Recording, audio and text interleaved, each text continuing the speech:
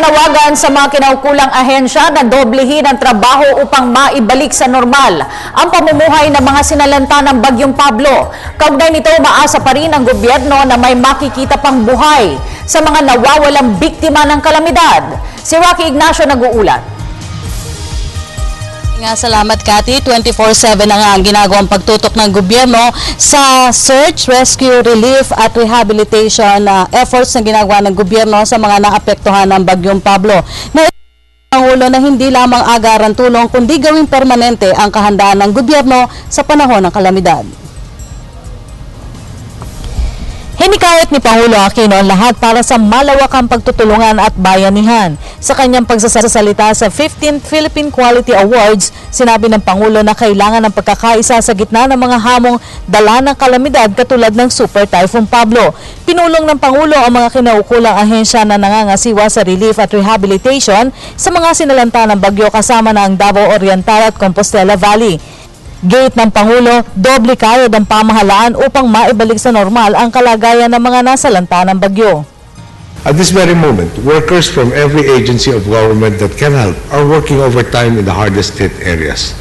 This is a time when each of us has a moral obligation as fellow human beings to join in and display the compassion, the charity, and the bayanihan inherent in every Filipino. Aminado ang Pangulo na maging siya'y nabigla na mistulang naging battlefield sa mga lugar na dinaanan ni Pablo. Ayon sa Pangulo, gagawing permanente ng gobyerno ang kahandaan sa tulong ng lokal na pamahalaan para maiwasan ang panganib sa buhay. Kabilang kasi sa mga nasalanta ay mga lugar na hindi dumanas ng malakas sa bagyo simula pa noong taong 1912. And I personally saw the extent of the damage. When we visited the towns of New Bataan and Boston in Compostela Valley and Davao Oriental, I have to say, they really look like battlefields. And just to put things into perspective of how unexpected the typhoon was for the entire region, there was a particular area that had not been visited. May I repeat that they had not been visited by a typhoon as strong as Pablo since 1912, an entire century ago. All the best preparations still leave challenges after the battle. The wounded, the destruction, the repair, and of course, the rebuilding. Looking forward, we will improve our synergy with local government and we will guide them through the processes they have to go through to further minimize casualties in the future.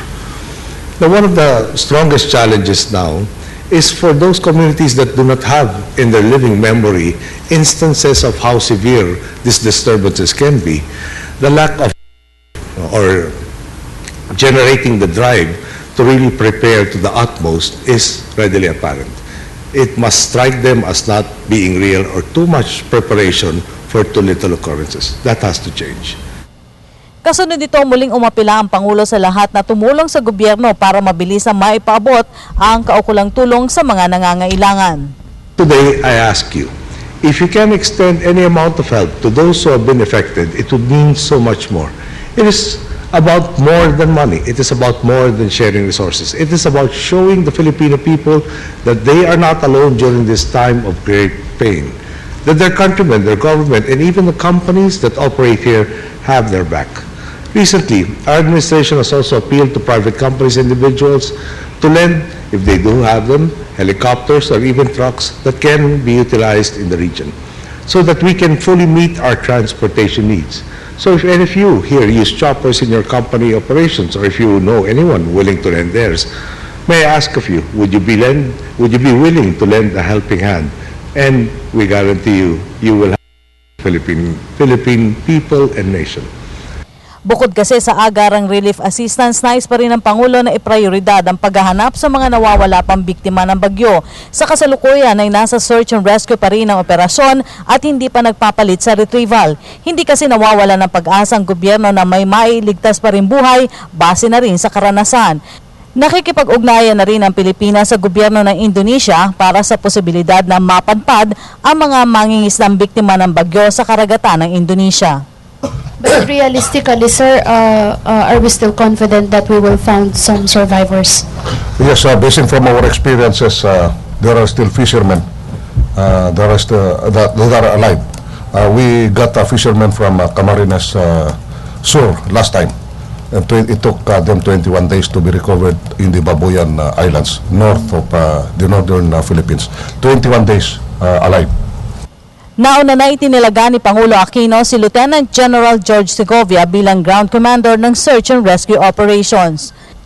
Tiniyak rin ito na ginagawa nila lahat para mabilis na maipaabot ang relief sa mga isolated areas. The end of the rescue effort, we are continuing to do our best